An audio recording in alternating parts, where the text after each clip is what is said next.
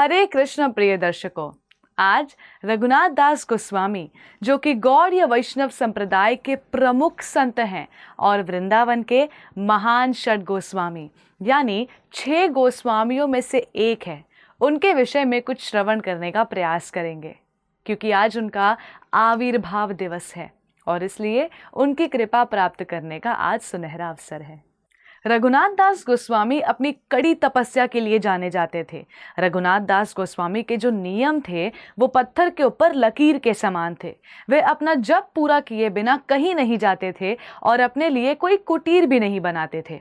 उन्हें भिक्षा में जो भी मिल जाता उसी में वे संतुष्ट रहते। रघुनाथ दास गोस्वामी का जन्म एक धनवान मजूमदार परिवार में हुआ था। जमींदार होने के कारण वे मुस्लिम राजा के लिए टैक्स कलेक्ट किया करते थे। रघुनाथ दास गोस्वामी जी के पिता इतने अमीर थे कि कहा जाता है कि वे उस प्रांत के राजा के ही समान थे। किंतु रघुनाथ दास गोस्वामी को धन से कोई भी आसक्ति नहीं थी। एक दिन नंदन आचार्य जो पुजारी भी थे, वे रघुनाथ दास गोस्वामी को हरिदास ठाकुर से मिलाने के लिए लेकर गए और हरिदास ठाकुर से मिलते ही रघुनाथ दास बहुत ही प्रभावित हुए और उन्हें चैतन्य महाप्रभु के विषय में पता चला और उसी दिन से उन्हें चैतन्य महाप्रभु को मिलने की तीव्र इच्छा जागृत होने लगी। और जब एक दिन उन्हें चैतन्य महाप्रभु से मिलने का अवसर प्राप्त हुआ, तब उन्होंने कहा, हे महाप्रभु, मुझे कुछ भी नहीं चाहिए, न धन न स्त्री, मुझे केवल यही चाहिए कि आप मुझे स्वीकार करें। तब चैतन्य महाप्रभु ने कहा कि बिल्कुल नहीं, आप पुनः अपने घर जाइए और एक आदर्श गृहस्थ जीवन व्यतीत कीजिए। हमें फल्गु वैराग्य नहीं चाहिए। सही समय आने पर श्री कृष्ण भगवान आपका मार्गदर्शन स्वयं करेंगे। अब ये सुनकर रघुनाथ दास गोस्वामी चले गए और सामान्य जीवन यापन करने लगे।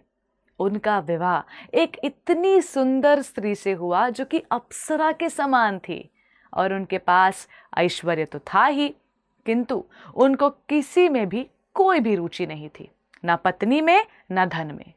एक दिन रघुनाथ दास गोस्वामी नित्यानंद प्रभु से मिले पानीहाटी में और नित्यानंद प्रभु ने उनसे कुछ इस प्रकार वार्तालाप की, रघुनाथ, यहाँ आए सभी भक्तगण जो मेरे प्रमुख पार्षद भी हैं, उनके लिए चीड़ा दही प्रसाद बनवाओ और परोसो। तब रघुनाथ दास ने सभी के लिए उत्तम सामग्री से चीड़ा दही बनवाया।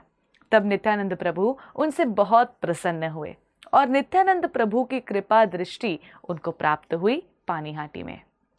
नित्यानंद प्रभु की कृपा प्राप्त करते ही रघुनाथ दास गोस्वामी को चैतन्य महाप्रभु के लिए अपार विरह होने लगा और वो अपने घर भी वापस नहीं गए, किंतु एक दुर्गा मंडप में ही विश्राम करने लगे। यहाँ उनके माता पिता सोचने लगे कि क्या हो गया, रघुनाथ आखिर घर क्यों नहीं आया। तब उन्हें पता चला कि रघुनाथ बार बार भाग करके जगन्नाथपुरी में चैतन्य महाप्रभु से मिलने का प्रयास करते रहता है। तब उनके पिताजी ने 10 सैनिक लगा दिए रघुनाथ दास गोस्वामी के पीछे ताकि वे भाग ही न सके। तो अब जब भी रघुनाथ दास गोस्वामी भागने का प्रयास भी करते थे, तब वो 10 सैनिक उन्हें पकड़कर वापस लाया करते। अब ये सब कुछ देखकर रघुनाथ दास गोस्वामी की माता ने रघुनाथ के पिता से कहा कि मैं अब इस लड़के से तंग आ गई हूं, आप रघुनाथ को बांध क्यों नहीं देते। तब रघुनाथ के पिता ने कहा कि जिस युवा लड़के को इतनी सुंदर स्त्री इतना अपार धन नहीं बांध पाया, उसको एक रस्सी कैसे बांधेगी। वो तो इस संसार के परे हो गया है, उसको एक रस्सी नहीं बांध सकती। एक दिन मौका पाते ही जंगल के रास्ते से ही रघुनाथ दास गोस्वामी भाग निकले और भागते भागते वो जगन्नाथपुरी पहुंचे और वे 3 दिन में एक बार खाना खाते थे और 10-12 दिन के बाद वे जगन्नाथपुरी पहुंच गए। जगन्नाथपुरी पहुंचते ही चैतन्य महाप्रभु से वो मिले और तब चैतन्य महाप्रभु उनको आलिंगन करते हैं और कहते हैं कि कृष्ण की कृपा से तुम इस भौतिक संसार के जंजाल से मुक्त हो गए हो। तब महाप्रभु उन्हें स्वरूप दामोदर के संग में सौंप देते हैं। जब रघुनाथ दास गोस्वामी के पिताजी को ये पता चला कि रघुनाथ जगन्नाथपुरी में है, तब वे बहुत सारा धन भेजने लगे। यहाँ रघुनाथ दास गोस्वामी उस धन से वैष्णवों की सेवा करने लगे, किंतु कुछ समय बाद उन्होंने वो धन भी स्वीकार करना बंद कर दिया और जगन्नाथपुरी मंदिर के द्वार पर खड़े होकर भिक्षा मांगने लगे। और कुछ दिनों बाद उन्होंने भिक्षा मांगना भी छोड़ दिया और फिर वो जो जगन्नाथ प्रसाद बच जाता था और गायों के लिए डाला जाता था, तो जो प्रसाद वो गाय भी नहीं खाती थी, वे उसे धोकर खाते थे। तो जब चैतन्य महाप्रभु को पता चला तो एक दिन वो आए और सड़ा हुआ प्रसाद रघुनाथ से छीन कर खाने लगे और कहने लगे कि आज तक मैंने इतना स्वादिष्ट प्रसाद नहीं खाया है, क्योंकि इस प्रसाद में मैं तुम्हारा वैराग्य और प्रेम चख रहा हूं। फिर कुछ समय बाद रघुनाथ दास गोस्वामी वृंदावन जाकर रूप गोस्वामी और सनातन गोस्वामी के संग में भजन करने लगे। एक दिन रूप गोस्वामी ने देखा कि रघुनाथ दास गोस्वामी ने अपने लिए कोई कुटीर तक नहीं बनाई है और वो कड़ी धूप में भजन कर रहे थे और श्रीमती राधा रानी स्वयं उन्हें अपने पल्लू से छांव प्रदान कर रही थी। और एक दिन जब वे भजन कर रहे थे, तब एक शेर से स्वयं श्री कृष्ण उनकी रक्षा के लिए लाठी लेके आ गए थे। तब रूप गोस्वामी ने उनसे एक छोटी सी कुटीर बनाकर भजन करने के लिए कहा और ऐसा बोला कि यहाँ हम राधा कृष्ण की सेवा करने के लिए आए हैं, उनसे सेवा लेने के लिए नहीं। तब जाकर रघुनाथ दास गोस्वामी ने अपने लिए एक कुटीर बनाई। एक दिन रघुनाथ दास गोस्वामी की सेहत खराब हुई, उनके पेट में पीड़ा होने लगी।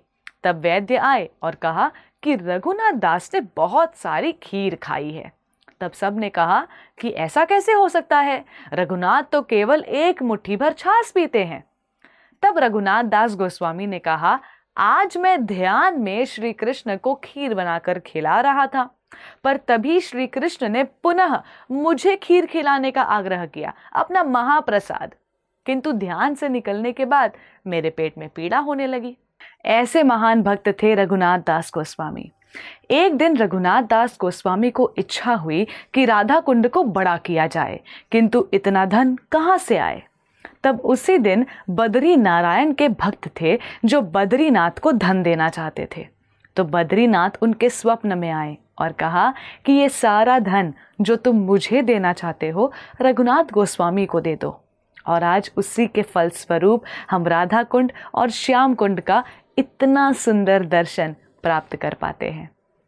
तो ऐसे इतने बड़े तपस्वी और संत रघुनाथ दास गोस्वामी के आविर्भाव दिवस पर हम उनसे प्रार्थना करते हैं कि हमें भी भक्ति मार्ग में कठोर नियम का पालन करने की शक्ति मिले और हम भक्ति में आगे बढ़ सकें। हरे कृष्णा टीवी पर ऐसे ही महान संतों का जीवन चरित्र हम आपके लिए प्रस्तुत करते रहेंगे। धन्यवाद। हरे कृष्णा।